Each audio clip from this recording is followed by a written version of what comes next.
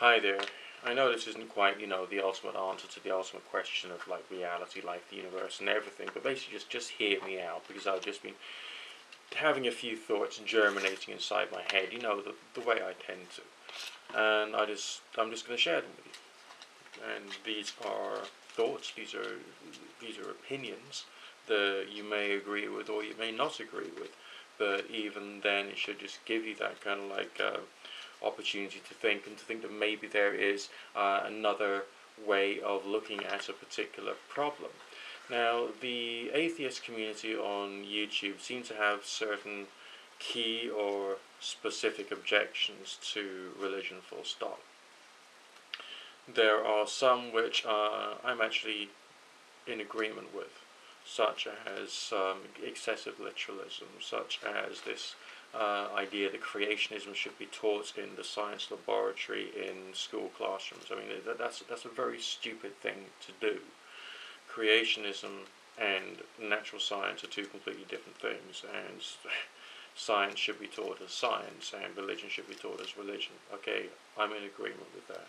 The abortion issue, yeah, that's not something which should be interfered with. I mean, governmental policy should not be influenced by religion. I just don't think that that's appropriate. And so all those kind of issues, the policies of the Pope of Rome about contraception in Africa, and a wide variety of others, I'm in agreement on those points, and I think I should be in agreement on those points as well. But there's much more to the subject of religion than just those things. I mean, if you think that just those things is what makes up the whole of religion, then basically you must have your eyes closed, you must have your ears closed, and you can't really be paying attention to what is around you.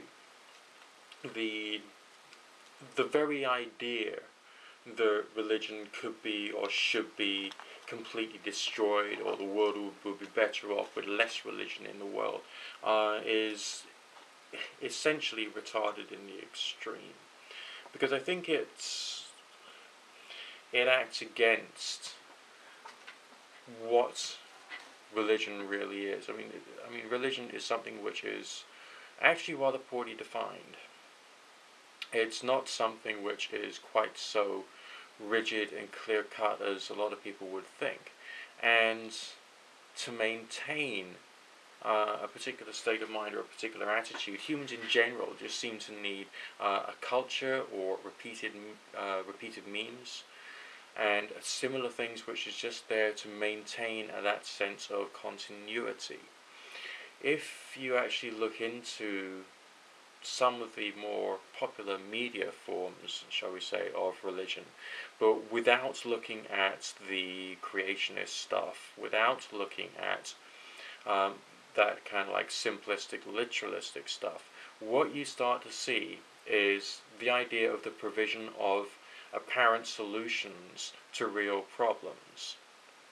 Many years ago, when I was involved in sales, I was told that when you're creating a new product, you should always think about the pain. The word pain was used an awful lot, but it wasn't, of course, a question of literal pain. It was a question of a problem which needs solving, and then to provide a solution to that in the best possible way. When I was studying to be an accountant, I went through the process of learning the kind of like information technology side of things. I think we called it cybernetics, and there were various models such as the Whirlpool model of product development, as well as systems analysis and of course improvement. And so already within academia there are complex ways of dealing with it, with various forms of issues, all based upon a particular pain. But when you're dealing with a human being, you're not dealing with something that's quite as easy as, let's say, a computer or a mechanical system, let's say. Alright, and definitely not something as simple, so to speak, as a business model. We're talking about humankind now. And that's very complex indeed.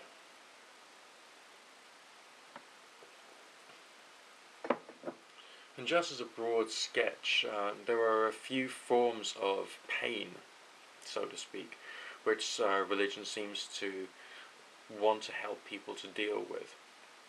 Number one, guilt associated with the past.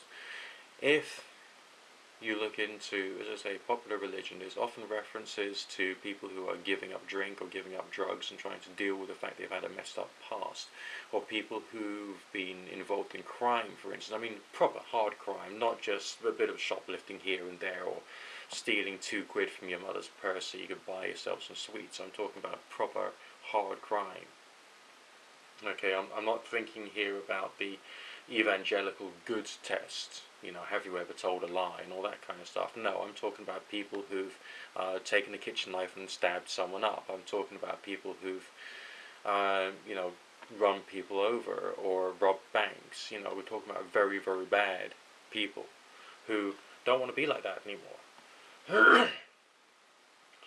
And they try and find a way of dealing with the fact that they're trying to change, and they're trying to deal with the guilt and the remorse of the past. And this is one of the ways of thinking which is present in Christianity. And when a person like that, let's say hypothetically, goes to church, do they really give a shit as to whether Jesus Christ actually existed? No. What they're thinking about is probably the story, and trying to create a connection between the ideas of their old self and, let's say, the crucifixion of Jesus Christ, and as if to say that that moment symbolizes the death of their old self and the beginning of something new. And all of the other things that's present within the religion, such as regular ceremony, the words of symbology, the literature, liturgy, all these other things, can help to keep people in that kind of like frame of mind. So the problem for them is not about the abortion issue. The problem for them is not about whether condoms should or should not be allowed in Africa, or the other issues that the atheists are objecting to. The issue for that particular type of person is the fact that evil stuff has happened in the past, or bad stuff rather than the word evil, okay, that they're not comfortable with. They don't want to be like that anymore, and they need some other aspects added to life in order to be able to help them out. Now, is the entrance into their own interpretation of religion necessarily the same as all the other denominations of that particular faith? Certainly not.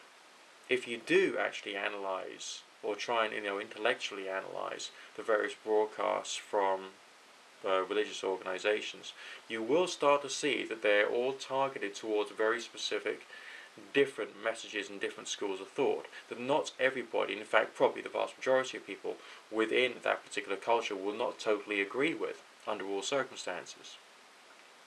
Because there's all kinds of different forms of guilt, fear and pain that people have of the past, of their real past, which they're trying to deal with.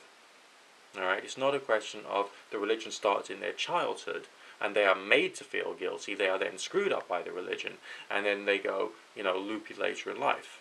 This is the other way around. These are people who may have actually been atheist criminals, or may have been officially religious but not actually in practice religious, and then, a change had to happen at some point in their life.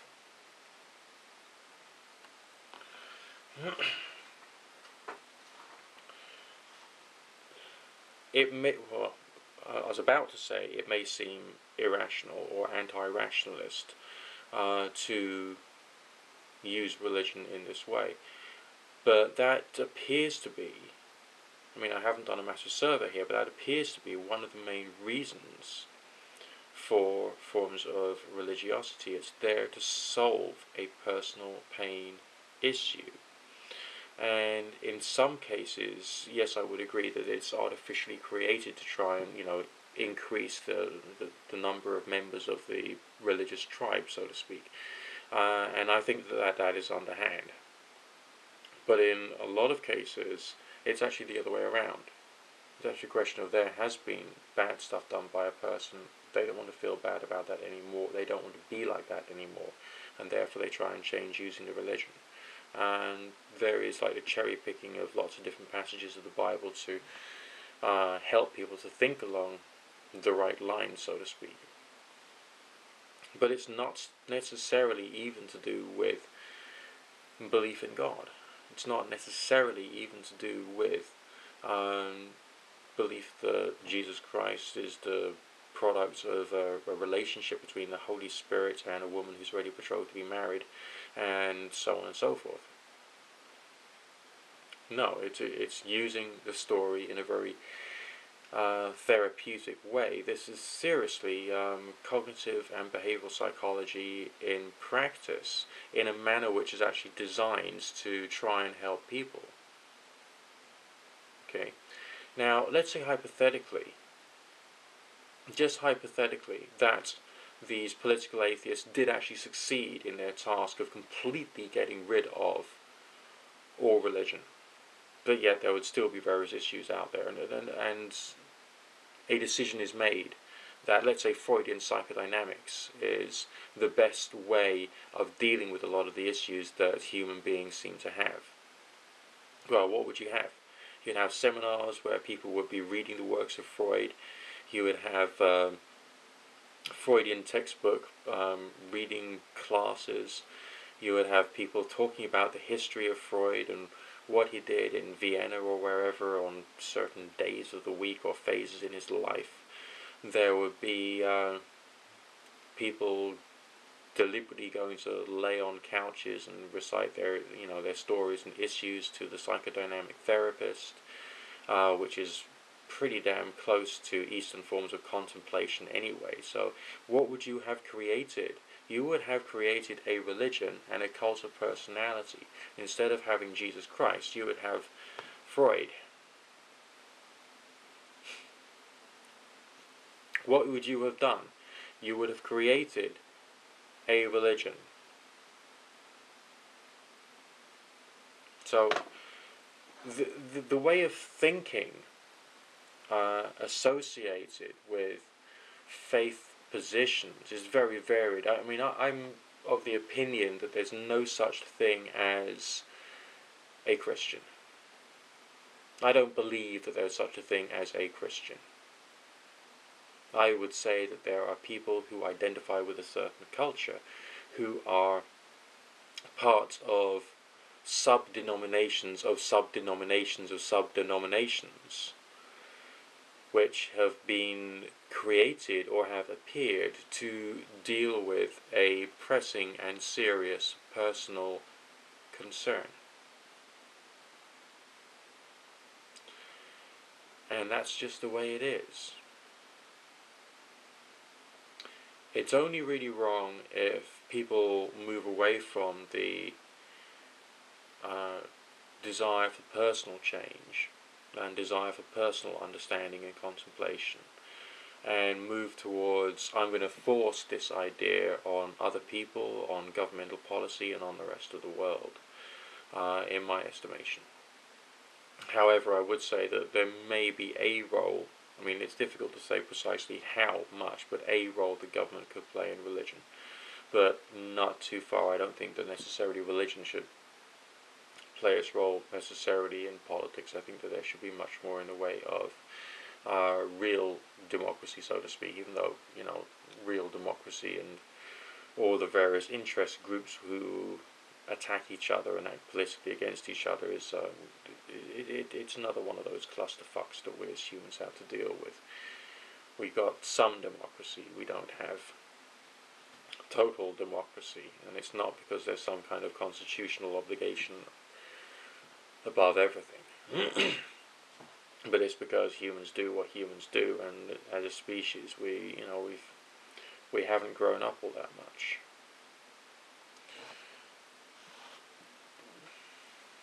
Okay, just a few thoughts for today.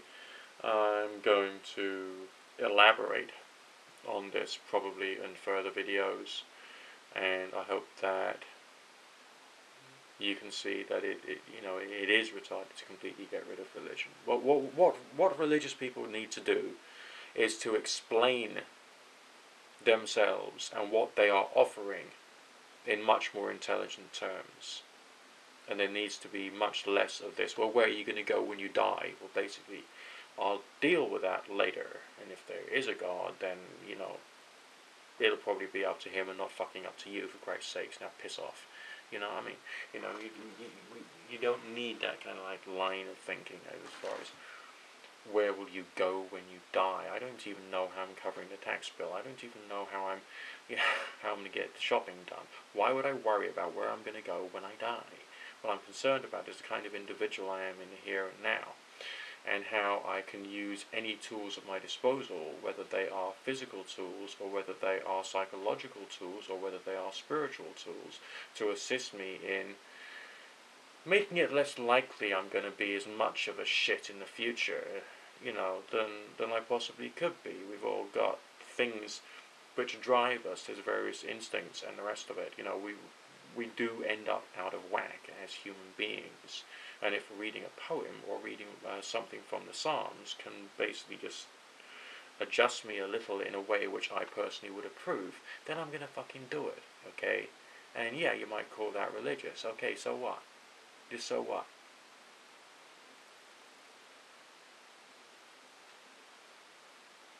Getting rid of religion is retarded. And people who think that it would be a good idea to get rid of religion are retarded, because they haven't seen not only the needs of the human individuals, but also the beneficial effects that something which is maybe a little irrational, but applied in an intelligent way, could actually have upon individuals. And yes, it can be, for want of a better word, positive. Speak to you in a while.